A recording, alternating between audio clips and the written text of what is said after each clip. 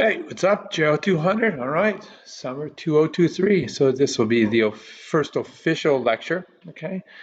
And it is Sunday, May 21st, 2023. So I just got my Lakers shirt on, man. I love my team, support my team, but yeah, the better team won last night. Denver looked better, and it is what it is. So, LeBron's 38 years old, and he can't carry teams the way he used to. And Djokovic is younger than him. And the other day I watched Miami, and Jimmy Butler, okay, carried the team on his shoulders, and that's what LeBron all used to do. So, you know, it's all part of the life course, okay, the science of adult development. I've been through it. Everybody goes through it. He's still, of course, just phenomenal, but yeah, I think the Lakers are going to have to revamp if I had to predict. And same thing for AD, Anthony Davis. He's not dominant like he used to be. Okay, so all right, very cool. So this is what we're going to be doing. If you saw the previous video, I kind of gave the rollout about how to and how you're going to navigate the course. And so for this week's lecture, we're going to click right here, and this is what you should be doing. All right. And this is, just an explanation of everything, how it's all set up, okay? And so we're going to go straight into the first lecture. Okay, I'm going to click right there. All right, awesome. Okay, I sent this video to you last night about how to navigate the course and how to get an A. And my new lecture is going to go right in here, why aging matters. All right, so this just really just sets everything up for you. Of course, we're gonna kind of build a house, right? And so right now we're kind of going through all these different concepts, and then we're going to slowly hone in on very specific topics. And in the end, you're going to have this really great kind of worldview of what's going on, and it is going to impact you personally. It's going to impact you financially, and we're going to see, big, really political issues that are coming up. Right now, God, they gotta get a deal on the budget ceiling, okay, and allow the government to spend, or guess what? People are not going to get their Medicare payments and Social Security payments.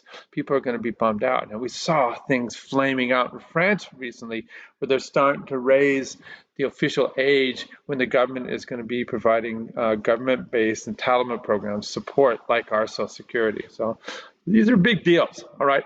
All righty. Cool. So I want you to start by watching this incredible video. Okay, I've highlighted right in here some of the really cool topics that they talk about. This is so state of the art. I know, like I said, a lot of you, if you're not a business major, I want you to wake up. You're going to be a business major, because finance and economics, you have to do it just in running your own household, okay? But your company is finance and economics, whatever you end up doing, okay? And so it's a big deal. And then we can look at the political arena here and how governments run themselves based on the economic prospects. And so this is what we're seeing right here, okay? So in this video, which you absolutely have to watch, it's about 12 minutes long, it captures really the essence of the entire course. The key topics, okay, and again, this is, like I said, it's from The Economist, okay, and it is called The True Cost of Aging, okay, and it was done fairly recently. It makes it very topical. They talk about, this transition, this age wave, Japan being the oldest country, it's the canary in the coal mine, okay, because it's a very restricted population, has very little immigration. So we're just looking at the kind of intrinsic changes that are happening in this country in isolation, and this shutting down of the economy, okay, and it's really amazing to watch shutting down of schools, and and the increase in what's called the dependency ratio they talk about, and that's we have more and more older people around and fewer younger people that are going to be burdened with taking care of them, and what that means. Okay, we're going to get into all that. There's certainly the cost of, say, Medicare, their equivalent of Medicare, hospitalization, and the burden of that. But then there's also the cost of day in and day out living in care. Okay, and we have these assisted living facilities in our country, and that's not how the rest of the world works. Okay, and in fact, that's not how we used to work. It used to be we had multi-generational care. The burden was put on the shoulders of individual family members, and it was just our culture. Okay, but when you have fewer and fewer younger people and more older people, you can see what's going on there. I mean, the days that you're keeping care of an older person means days you're not working. Okay, so it has a big impact on finance of a country, the gross domestic product. Older people are not generating income, they're paying less taxes, they spend less, so there's less money being infused into the economy. Okay, so they're more of a drain financially on a country. And so that reduces what's called the gross domestic product, which is a balance between income generated and costs. Okay, it's just a spreadsheet. All right. All righty, very cool. And then it comes up with some really cool solutions. Okay, in Great Britain they talk about this new company called Restless, where web-based and people that have lots of wisdom and know-how. Obviously, it's much easier if you're using everything from the neck up in terms of your work product. Physically, okay, per a basketball player, that's a professional. You lose your quickness and your strength. Okay, so those type of jobs are very difficult to maintain, but stuff that you're using from your neck up is great. And so they come up with these programs. Restless is a program for hiring older people because with we're going to see that there are fewer younger people because people don't have as many kids anymore, but you still need people to get things done.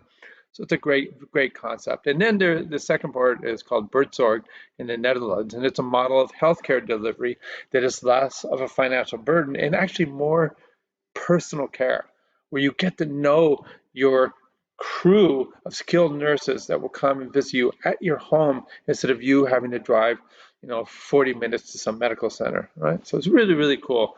And so do watch this video. It's amazing. It's amazing. I'm in love with it. Okay. And then once you watch that video, then you can then have your head wrapped around the concept and be able to apply it to our readings. Okay. So again, we're going to go through the forward through trend 5.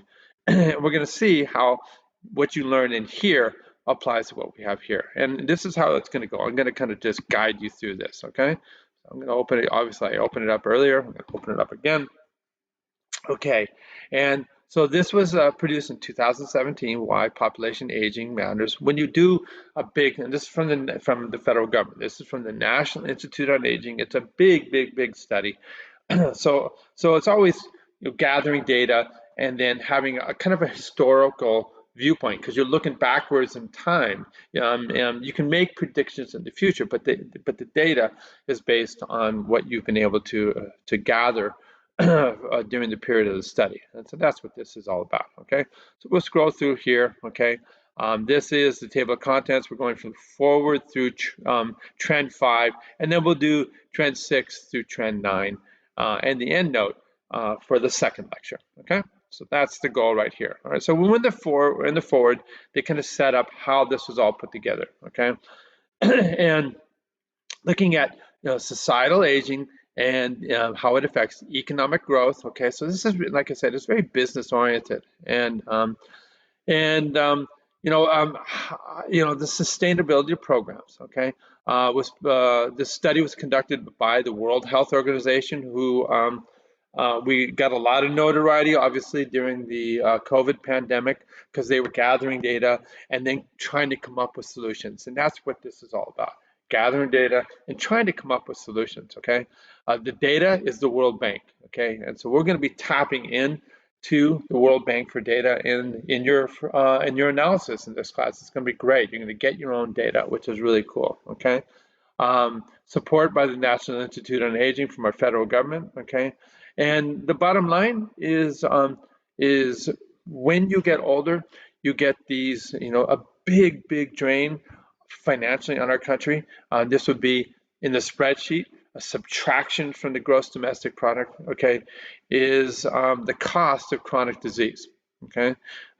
There's disability, okay, so people need more home help, okay? Just in simple things like the activities of daily living, okay? So now you're gonna have to go help your grandma and grandpa get groceries, okay? You're gonna have to help your grandma and grandpa clean the house. You're gonna have to help them pay their bills. Boom, ba, boom, ba, boom, ba, boom. That is a consequence of having an older society, okay? So basically, modern world, modern medicine, we've reduced all those things that used to, reduce the older population. We get rid of infectious diseases. We have vaccinations. Okay, obviously we weren't ready for the SARS-CoV-2, and it took out a big chunk of older people. Okay, but those communicable diseases, okay, which is another way of saying an infectious disease. Modern science has a pretty good handle on it. People live longer, okay, and then what happens is increase all the really expensive diseases of aging that have a course of 5, 10, 15, 20 years, okay? And that 5, 10, 15, 20 years of treatment is money, okay? Cancer, okay, is a big one. All forms of vascular disease that we're going to go over in this class, okay? Vascular disease that will cause a heart attack, vascular disease that will cause a stroke, vascular disease that causes blindness, vascular disease that causes kidney failure, on and on and on, okay? Connected oftentimes to diabetes, which is a chronic disease over 15, 20 years, okay? Like I said, heart disease, and then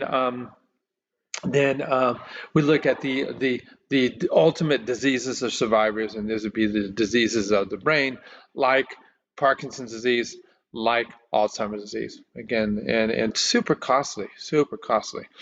We'll talk about it later, okay?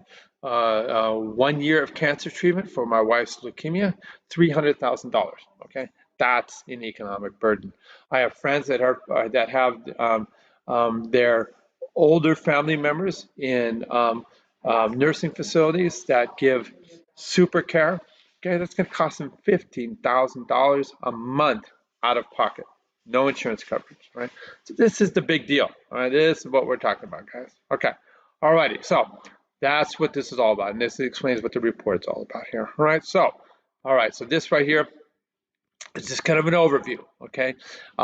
In the video, they talked about the percentage of older people, okay? They talked about in countries, okay, that are fully developed, that'd be like us and France and Japan, okay, that are financially together, have already gone into that scenario of curing most diseases so people live longer, and we have a much lower fertility rate. We don't have as many kids around, all right?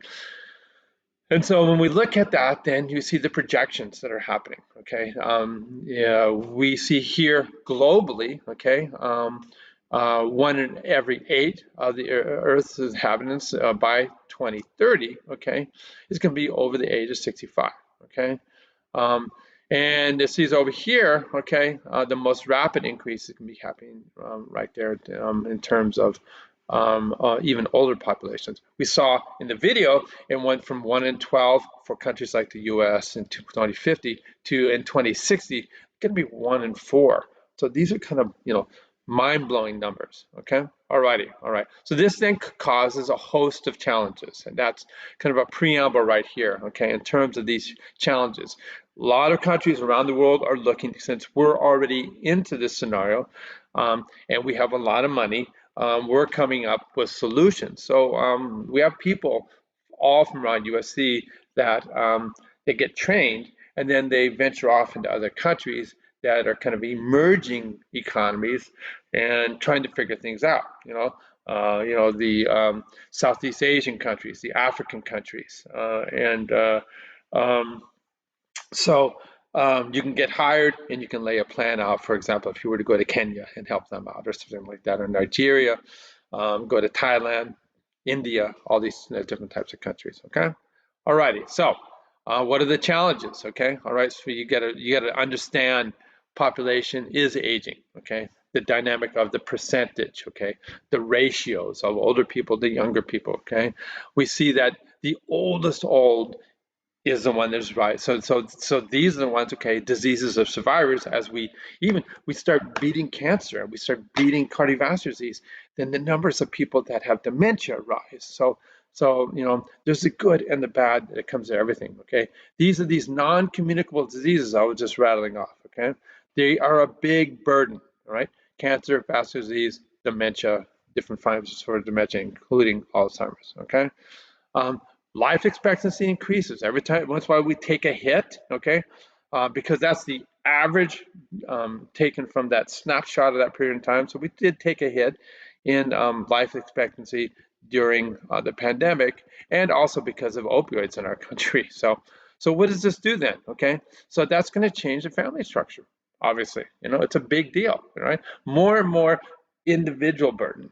Okay, more and more your parents and your grandparents calling you up saying, I got a problem, can you come over and help me? And either you're going to do it personally or you're going to write a check.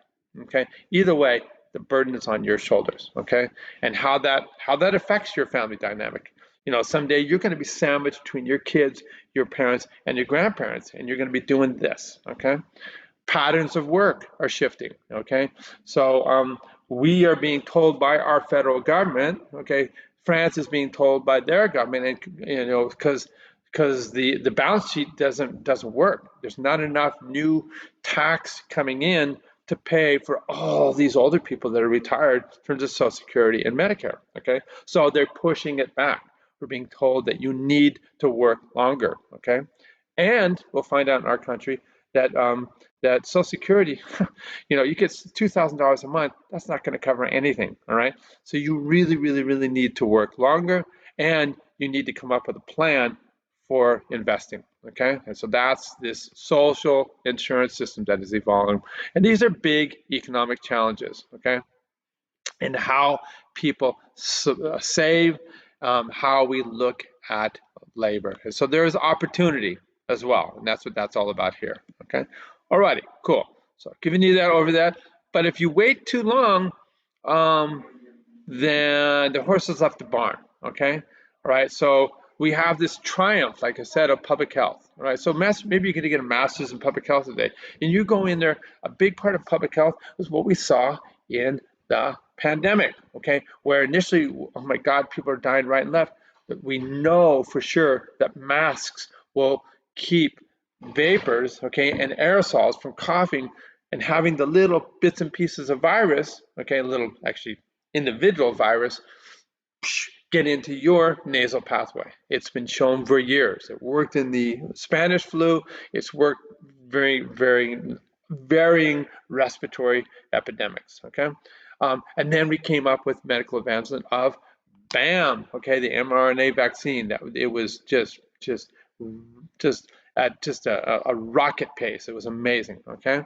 But what then happens if because of this, okay, if we don't capture what I was talking about, people are going to live longer, all right? So you got to sort that out in terms of how to cover this. Now, here's a cool example about the finances, what you can do individually. You need to start saving now, and we're going to have whole lectures on financial planning, okay? And which is really cool. A money manager, a lot of you are going to do this maybe as a career, but you can also do it individually. You don't need to hire somebody, and that's the key on this, okay? You need to start wrapping your head around this now, all right?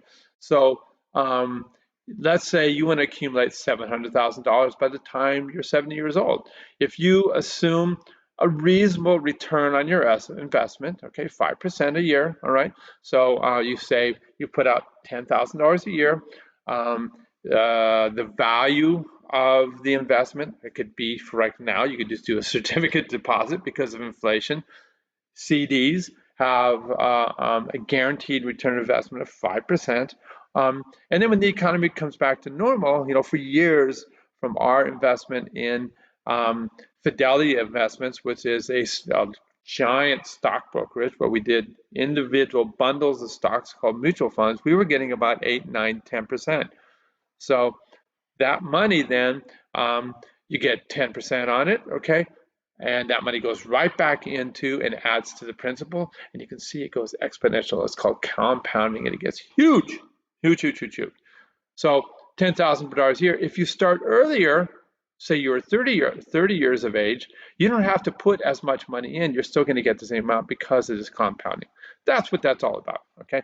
You can't wait, right? So right now, if you're living at home and you got a job, you need to set up what's called a Roth individual retirement account. And we're going to go over that later because it's the smart economical way to do it because you're paying far less taxes on it, right?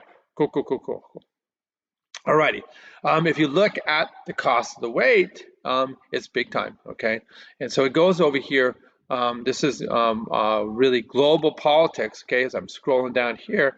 And we're looking at Europe, for example, and of course Europe is just like Japan, so it's an old world countries, okay? And the European Union, okay, has far many older citizens, okay? Europe currently has 4 people of working age for every older citizen, okay? Um, in the future, there's going to be 2 workers in 2050 for every quote-unquote oldest person who's over age 65, okay? They're going to get, there's going to be more older people, less younger people.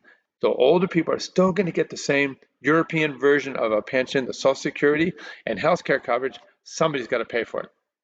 Okay, that means if there's less people, okay, then you have to raise the tax rate or raise the rate, like we saw in France, that you raise the age when you can access it. But these are big economic balance sheets, okay? Alrighty, so countries are initiating change, and that's what this is all about here, okay? Comes down to taxes, okay? Aging population. So we can look at this graphically, all right?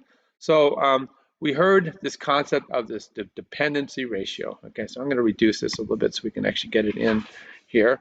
Okay, so, all right, so we're looking at the young children and young and older people as a percentage of the global population. All right, so again, this is based on data that's been acquired and projections, okay, based on how many kids people are having, okay? And so what we see here is this exponential transition because during this period of time right here, healthcare made this amazing steps in terms of treating diseases. People live longer, okay? So we're seeing here the percentage of the population that is going to be age 65. Hey, there's my dog, Lucy. Lucy, do you want to say hi? Let's check her out. She's beautiful. Hi, baby girl. All right, Lucy, you go do something else, okay? All right, awesome. Lucy's a rescue German Shepherd pointer. We actually have her brother here too. We got 2 of them, and Lucy's brother's named Desi. They're like teenagers. They're like 1.5. They rip everything up. Okay, all right. So more and more older people, and then because the general trend is God, it's so competitive in this world. I can't afford to have kids right now. I got to get a job. I got to get myself ahead. You know, that's just the worldview. And so people are having far, far less kids. And we see the percentage of people age 5 is gone down, down, down, where the older people is going up. Both these guys and these guys are dependent on you. If we had a separate graph of the number of people that are, say, in their 30s or something like that, or 40s. And so you can see how you get squeezed between these two. But now a bigger burden is going to be of people over the age of 65, okay? And we can see being able to predict this, you start making policy. All right, start making changes. Oh man, we got to change the age when we start throwing out Social Security. Okay, we got to create a new tax base to create community infrastructure. So community centers devoted to helping older people. All these kinds of things you start thinking about. Okay, and how much time do you have that? How much do you have as a family to prepare for this? Okay. And we see this is just an earmark, okay? And it gives a way to look at data. It says, so number of years for population age 65 to double, okay? From 7% to 14%, okay? So we see, obviously, the old world countries, my dogs are running around like crazy people upstairs, crazy dogs, okay? France, Sweden. Okay, this happened a long time ago here. You see 1980, 1975, okay? And it took a long time. And even though it took a long time, they weren't prepared, okay? We see Australia right here. This is a time frame where we did this doubling in the percentage, going from 7 to 14% over the age of 65. Canada, Hungary, and we see down, down, down, down, okay? We see Japan did it. Boom. So they weren't really prepared. they weren't really prepared. Not that anybody was prepared, okay? Then we come down here and we look at, and we're going to have this assignment. These are developed countries, financially stable, have huge infrastructures. And then we have these developing countries that really don't have the infrastructure in terms of government support, in terms of healthcare. And you see how quickly this is happening for these countries, okay? It's happening so fast, they're not ready, and it's a big deal. Big deal, okay? And we're going to hear a lot about that. All righty, so we're seeing this dramatic increase in life expectancy. Every once in a while, you're going to get a hiccup like COVID. It's going to slam the life expectancy. In our country, and again, we're looking like, let's say you were born, sorry, I had a little jitter in my signal. Let's say you were born today, okay, May 21st, 2023. Then we would say, okay, for those persons born today, this is your life expectancy, okay, based on what's going on in your community right now, in your part of the world right now, okay? So obviously, COVID took a hit on that, okay? And then we have things like our opioid epidemic that has reduced our life expectancy. But anyways, that being said, we see life expectancy marches on. We're down here close to 77. Japan is approaching actually 83 now. And so we saw what was going on. Why is this happening? I talked about it already, okay? You know, a place like Japan, where it's so competitive to be able to even find a place to live, to afford to live, people are waiting, okay? Some people are having no kids. A lot of people are not getting married, okay? So there's low fertility, meaning that you're not reproducing, okay? Not procreating, not having any children, okay? And you combine that with a steady increase in the life expectancy, how long people live. And then the other thing that was happening, like I said, we used to, you know, why is this happening? People used to get killed off by infectious diseases, okay? Parasitic diseases, okay? These are called communicable diseases, but now what's happening is these diseases of older age are what's really dominating this healthcare, this health transition, okay? Alrighty, cool. So consequently then, back in the day, all right, turn of the century, 1900s, right here you see during the first 20 years of life, 20% of the population took a hit, okay? They died off. Why was that? Because we didn't have vaccinations. We didn't have antibiotics. We didn't know how to treat disease, okay? And so people died off. And then through the Middle Ages, people still died off at a much more rapid rate.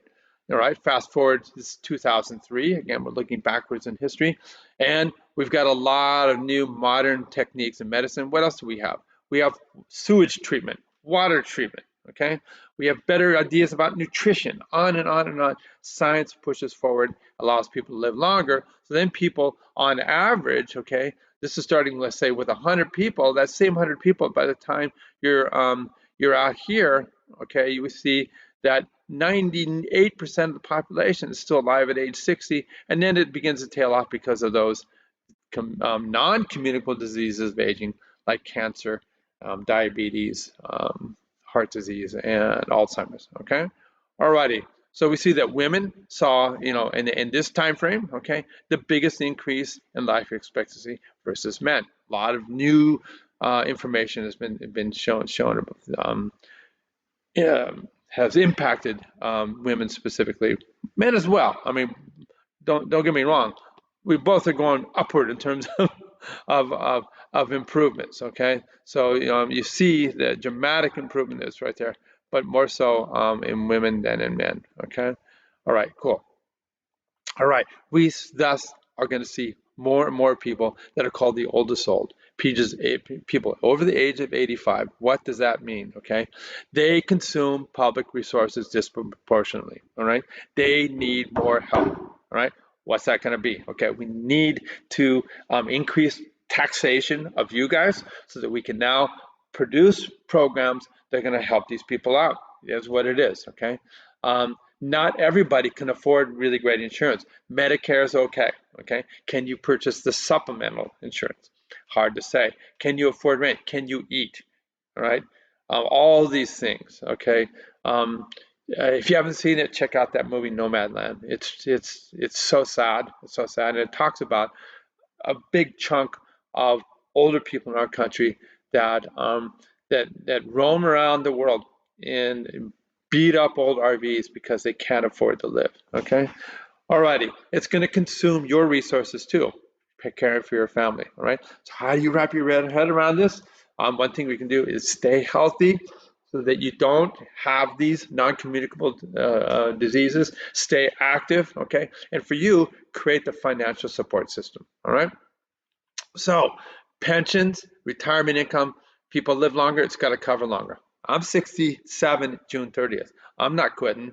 No way, you know? And because I know from my genes, my mom lived till she was 95, and my lifestyle, that I'm going to be around here for a long time. All right, so that means I need to financially create a situation where I will feel comfortable and be able to live comfortably and not be reliant on the government to pay for me. All right. So retirement income needs to last. Okay. And there are certain pensions that are out there too that we're going to talk about. They need to last, and that means more taxes.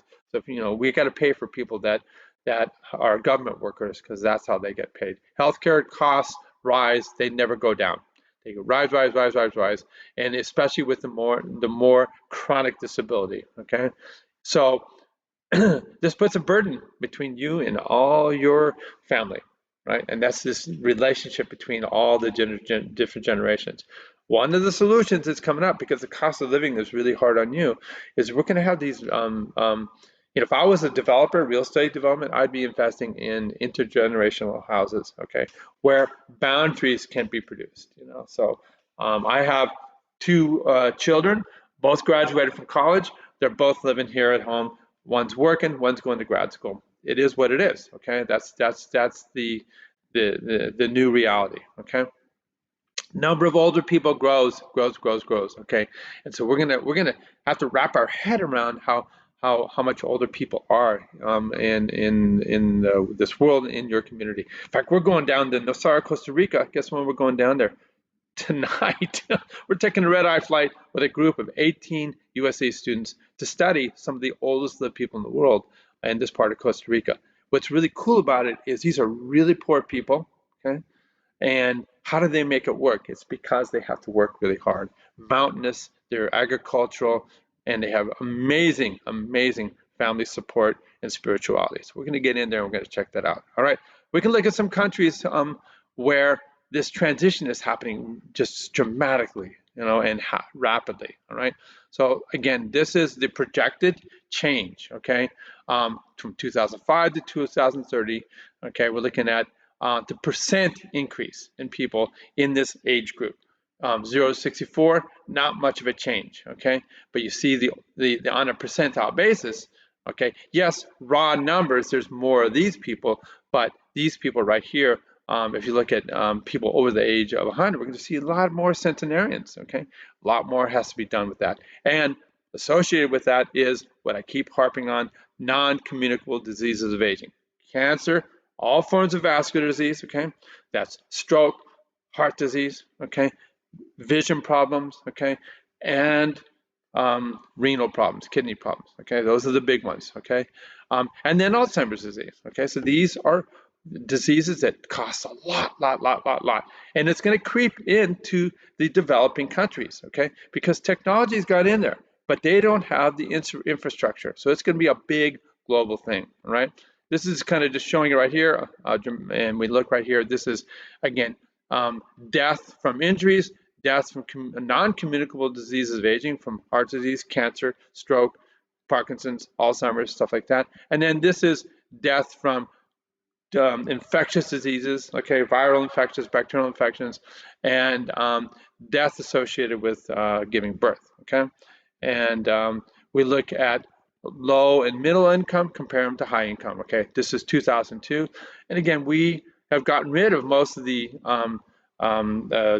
deaths from giving birth, getting rid of most of the deaths from infectious disease. So we're dominated by heart disease, cancer, stroke, Alzheimer's, the non-communicable diseases. You see here, if you're a low and middle income, these other things are going to kill you off first, okay? You're more likely to have an infectious disease. You're more likely to have some type of perinatal disease, okay? We see it's transitioning. By 2030, they're going to start getting more of these very costly diseases, and of course, that's where we're at as well. All right, so that's the drill on that. Okay. Okay. Awesome. So then we can look at projections on populations, okay, on a percentile basis, what's going to happen, okay? And there are certain really old countries, but they're going to have this huge economic burden where they don't have the workers, okay? Especially in Russia, people have fled Russia, okay? People are not reproducing in Russia, and guess who stays behind?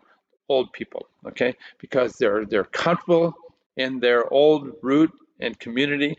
They're not mobile, and so we see that we're going to have this dramatic decrease in fertility and a greater increase in older people. So we see this population decline, bam, bam, bam, bam, of all these old school countries, okay? Russia being the most, okay? This is looking at Russia, and it just shows you, like I said, this is like the numbers of people. It's going from the projected change from 2006 to 2030, okay, the increase in older people and the decline in all these. So this isn't going negative, this is going positive. So on a percentile basis, there's going to be more and more and more older people, and everybody here on the younger side that's supposed to help them, okay, that's going to produce the care. This is this dependency ratio. It's going the wrong way. It's going to be very, very difficult for places like Russia, and we see it like that in Japan right now. All right, cool. So family structure, that's what we get to next. You see how all this works. What you now then do is, if I were you, like I said, I would have opened up the quiz. I would have reminded that right here. This is a graphic that just goes to show you what we were talking about. Yes, overall population is growing, but on a percent basis, you see that there's this dramatic increase in 65 plus, going from 1950 to 2000 to 2050. This is the entire world. Okay, so this is the predictions right here. Okay. Okay, do your quiz, okay, and then get in there and introduce yourself, okay? You saw Lucy, Desi's out running around right now. They're actually wrestling in the backyard, okay? This is from a long time ago. It's a little description of me and who I am, what makes me, okay? One part of me is being a Laker fan. The other part of me is having dogs around. The other part of me, I used to have this vibrant Parkinson's lab, and I love teaching. And bottom line, I love surfing too, all right? Cool. Peace, guys, and we'll see you next time.